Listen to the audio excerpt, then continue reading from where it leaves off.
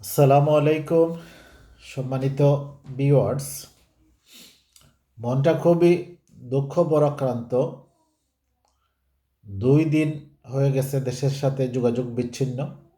শুধু আমি না, বাংলাদেশের 1.5 কোটি প্রবাসী তার ফ্যামিলি থেকে বিচ্ছিন্ন 2 দিন থেকে। এটা খুবই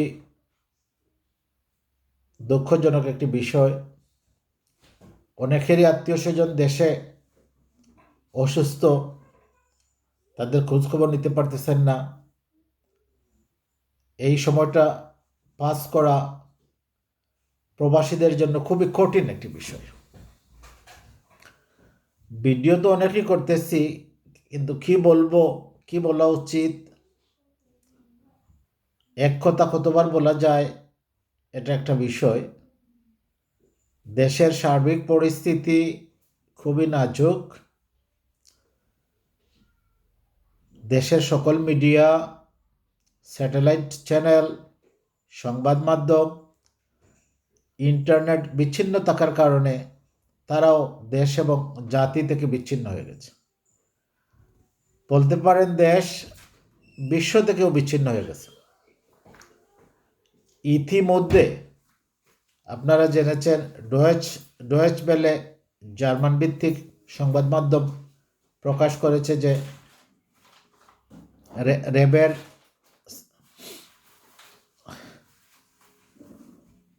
ওয়েবসাইট হ্যাক হয়েছে, প্রধানমন্ত্রীর কার্যালয়ের ওয়েবসাইট হ্যাক করা হয়েছে, বাংলাদেশ ব্যাংকের ওয়েবসাইট হ্যাক করা হয়েছে নতুন করে। এটা একটা কঠিন পরিস্থিতি। অন্যদিকে ক্যান্টনমেন্ট থেকে দেখলাম সাহায্যযান রাস্তায় নামানো হয়েছে, ট্যাঙ্ক রাস্তায় নেমেছে, আবার আকাশ থেকে হেলিকপ্টার থেকে গুলি ছোড়া হচ্ছে বৈষম্য বিরোধী আন্দোলনকারী ছাত্র জনতার উপর। হেলিকপ্টার থেকে গুলি ছোড়া হচ্ছে সাধারণ ছাত্রছাত্রীদের ওপর। এ সকল ছাত্রছাত্রী মানে অবস্থা দেখে মনে হচ্ছে ওরা কচুরিপানা, বানের পানিতে ভেসে এসেছে এদেশে। এরা যে আমাদের সন্তান, এটা হয়তো শাসক গোষ্ঠী ভুলে গেছে। এরাই যে এই দেশের আগামীর কর্ণধার, এটা হয়তো তারা মনেই করতে পারতেছে না। তাদেরকে যদি হেলিকপ্টার থেকে গুলি করা হয়, পুলিশ, বিজিপি, র্যাব যদি সাউন্ড গ্রেনেড ছোড়ে, বিষয়টি ভাবতেই তো অনেক কষ্ট হয় যে কার বিরুদ্ধে আপনি গুলি করছেন, কার বুকে গুলিবিদ্ধ হচ্ছে, কার টাকায় কেনা বুলেট আপনি ব্যবহার করছেন, কার বিরুদ্ধে। এটা কি আপনাদের রিয়েলাইজ হয় না? যারা যারা গুলি ছুটতেছেন, গুলি করতেছেন, আপনাদের তো আপনাদের ঘরেও তো সন্তান আছে, আপনাদেরও তো ছেলে মেয়ে আছে। এই কচি কচি ছেলে মেয়েদের বিরুদ্ধে স্কুল কলেজের, বিশ্ববিদ্যালয়ের ছোট ছোট ছেলে মেয়েদের বিরুদ্ধে যে আপনারা বুলেট ব্যবহার করতেছেন, বুলেটের গুলি ছুটতেছেন, হত্যা করতেছেন, এই নিষ্পাপ ছাত্রদের রক্তে যে রাজপথ রঞ্জিত করতেছেন, এর হিসাব কিন্তু আপনাদেরকে দিতে হবে। আমি একটি হিসাব করলাম, পাকিস্তান প্রতিষ্ঠা হওয়ার পরে 1947 থেকে নিয়ে 52 ভাষা আন্দোলন, শিক্ষা আন্দোলন, 69-এর গণ অভ্যুত্থান এবং 70-এর সাধারণ নির্বাচন পর্যন্ত, তার মানে হচ্ছে 71-এর মুক্তিযুদ্ধের পূর্ববর্তী সময় পর্যন্ত, এই 24-25 বছরে পাকিস্তানে পুলিশের গুলিতে, পাকিস্তানি হানাদার বাহিনীর গুলিতে এত ছাত্র জনতার মৃত্যু হয় নাই। আমরা জানি 52-এর ভাষা আন্দোলনে শফিক, বরকত, জব্বার, রফিকরা 6 জন ছাত্র এর 5 জন ছাত্র, একজন পুলিশের সোর্স, এরকম তাদের রক্তের বিনিময়ে এদেশে বাংলা ভাষার দাবি প্রতিষ্ঠিত হয়েছিল। আপনারা যদি ইতিহাসের পুনরাবৃত্তি দেখেন যে 90-এ নূর হোসেন এবং ডাক্তার মিলনের রক্তের বিনিময়ে স্বৈর শাসকের পতন হয়েছিল, এরশাদ সরকারের পতন হয়েছিল। আর এখন মানুষ মারা মনে হচ্ছে যে এটা ডাল ভাতে পরিণত হয়েছে, মানে ছেলে খেলায় রূপ নিয়েছে। গুলি করছেন, ছাত্র মারছেন, এর দায়ভার কে নেবে? এই জন্য কি করা উচিত? আন্দোলন দমাতে গিয়ে আমরা তো বহির্বিশ্বে কিভাবে আন্দোলন নিয়ন্ত্রণ করে, পুলিশ কিভাবে আন্দোলনকারীদের ছত্রভঙ্গ করে, পরিস্থিতি নিয়ন্ত্রণ করে, এটা তো আমরা দেখতেছি। আমরা ইউরোপের সর্বত্র বিগত 16 বছরই তো এখানে দেখতেছি কিভাবে পুলিশ আন্দোলনকারীদের, বিক্ষিপ্ত জনতাদেরকে নিয়ন্ত্রণ করে, নিরস্ত্র করে, নিবৃত্ত করে। কিন্তু দুঃখের বিষয়, মন খুবই বড়াক্রান্ত, দেশ বিশ্ব থেকে ইতিমধ্যেই বিচ্ছিন্ন হয়ে গেছে। এমিরাটস সহ বড় বড় এয়ারলাইন্স কোম্পানির সব ফ্লাইট, বাংলাদেশগামী ফ্লাইট তারা সাসপেন্ড করেছে। একটার পর একটা জাতীয় প্রতিষ্ঠানের ওয়েবসাইট হ্যাক হচ্ছে। আপনারা কি ওই আন্দোলনের পালস বুঝতে পারছেন? আপনাদের কি শুভবুদ্ধির উদয় হবে? না আপনারা মনে করতেছেন বরাবরের নিয়ে পুলিশই নির্যাতন করে আন্দোলনকে স্তব্ধ করে দেবেন, নিরীহ অধিকার বঞ্চিত এদেশের ছাত্র সমাজের বুকে গুলিবিদ্ধ করে আপনারা আন্দোলনকে শেষ করে দিবেন? এবার মনে হয় না এটা সম্ভব হবে। এবার যদি দেশের ছাত্র সমাজ, দেশের ছাত্র জনতা যদি হেরে যায়, তো হেরে যাবে আমার দেশ, হেরে যাবে বাংলাদেশ। এটা আমাদের দৃঢ় বিশ্বাস। প্রিয় ভিউয়ার্স, কি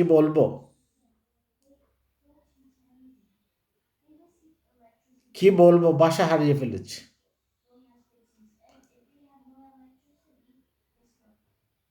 দেশের এই সংকটময় মুহূর্তে সমাধান তো খুব ইজি ছিল। সরকার পদত্যাগ করবে। আমরা তো বিদেশে দেখেছি, 1-2 জনকে হত্যা করলে, কোনো দুর্ঘটনা হয়তো সরকার পদত্যাগ করে। এই অথর্ব শিক্ষামন্ত্রী, অথর্ব আইনমন্ত্রী, তাদের বালক সুলভ কথাবার্তা শুনে জাতি হিসাবে আমরা লজ্জিত। বিভ্রান্তিকর বক্তব্য দিচ্ছে তারা।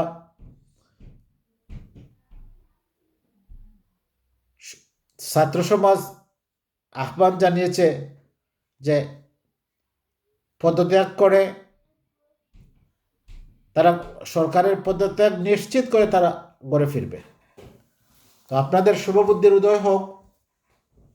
আপনারা জনগণের সেন্টিমেন্টের কাছে আপনারা আপনাদের এই ক্ষমতার দাম্ভিকতা প্রকাশ্যে ক্ষমাচ্ছে জনগণের কাছে, ক্ষমতার মসনদ থেকে আপনারা পদত্যাগ করুন। তা না হলে দেশের মুফস্সল বিভিন্ন শহরে যেভাবে আন্দোলন গর্জে উঠেছে, এরকম আন্দোলন তো 71 সালেও গড়ে ওঠেনি। আজকে সিলেটে এক সাংবাদিক ছোট ভাই তার প্রাণ দিল, পুলিশের গুলিতে সে নিহত হলো। অসংখ্য মানুষ, অসংখ্য ছাত্র জনতা গুলিবিদ্ধ হলো, আহত হলো। বিভিন্ন রাজনৈতিক দল এই ছাত্র আন্দোলনকে সংহতি জানিয়ে রাস্তায় নেমেছিল, সারা দেশের ন্যায় সিলেটেও। কিন্তু সেখানে পুলিশি আক্রমণে অনেক রাজনৈতিক নেতৃবৃন্দ আহত হয়েছেন। বিষয়টা তো খুবই মর্মান্তিক। একটা ন্যায়সঙ্গত, যৌক্তিক, ইনসাফ ভিত্তিক মৌলিক অধিকারের দাবিকে আপনারা যা উস্কানি দিয়ে, ছাত্র সমাজকে বিভ্রান্ত করে, অপবাদ দিয়ে, রাজাকার বানিয়ে এখন আন্দোলনকে এমন পর্যায়ে নিয়ে গেছেন, এখন আপনাদের পদত্যাগ ছাড়া মনে হয় না এই আন্দোলন আর থামানো যাবে। তো ছাত্র জনতাকে হতাশ না হওয়ার জন্য আহ্বান করছি, ধৈর্য ধরুন, আন্দোলন চালিয়ে যান। বিজয় সাহসীদের বরমাল্য প্রদান করে। সাহসীদের জন্য বিজয়, সাহসীদের জন্য ফুলের মালা। আপনারা, ভিডিও লম্বা হয়ে যায় কথা বললে, আপনারা নিশ্চয় দেখেছেন যে ৬৬-র ৬ দফা আন্দোলনের আগে শেখ মুজিব কিন্তু বাংলাদেশের রাজনীতির লাইমলাইটে ছিলেন না।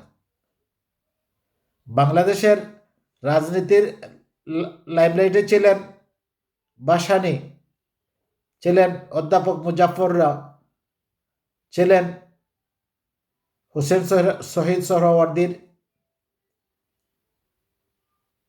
নিজে এবং তার অনুসারীরা। কিন্তু ৬ দফার একটি কর্মসূচির কারণে পরে দেখা গেল যে শেখ মুজিব লাইমলাইটে চলে আসলেন। ঠিক এমনিভাবে ৫২-র ভাষা আন্দোলনে কারা লাইমলাইটে এসেছিল, ৬৯-এর গণ অভ্যুত্থানে যারা লাইমলাইটে এসেছিল, আগের দিনে তো তারা জানতো না যে আগামীকালকে তারা নায়ক হয়ে যাবে।